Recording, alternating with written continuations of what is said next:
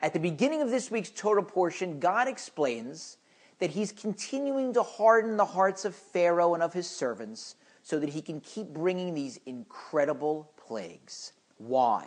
He tells Moses, Moshe, so that you'll be able to relate in the ears of your sons and your grandsons how I made a mockery of the Egyptians and about the miraculous signs that I placed amongst them, so that you'll know that I'm God.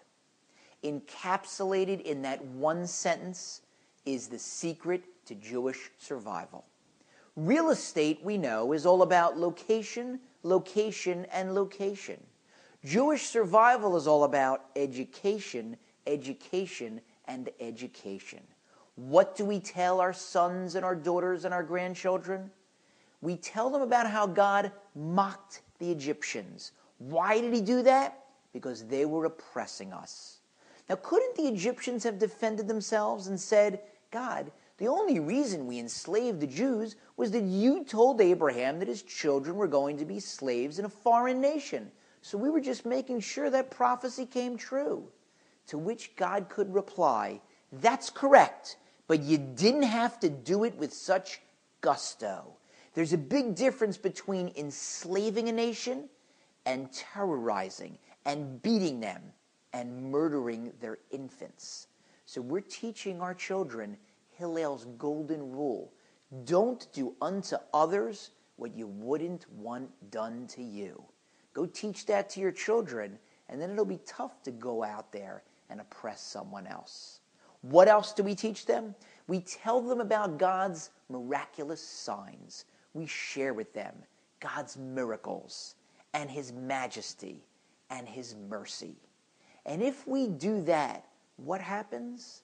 The passage should have ended, since it's talking about teaching kids, by telling Moshe that if you teach your children, they'll know that I'm God.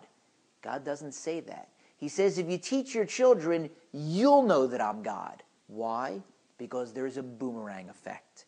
If you work at it such that you're engaged and you're engaging and you capture the hearts and minds of your children or your students or your neighbor's children, it can't help but improve your knowledge of God and your relationship with God. Many years ago, a friend of mine got an invite to spend a Passover Seder at the home of one of the great sages in Israel. And this fellow was very excited. He figured this is going to be like standing at the foot of Mount Sinai, listening to all the complicated, deep Torah discourses from this famous rabbi. And instead, he was shocked to see that the rabbi spent the in-between moments, in between the sections in the Haggadah retelling the story of the Exodus, on the floor with his 3-year-old son pretending to be a frog. Ever since I heard that story, I made frog races a part of my family Seder. Go!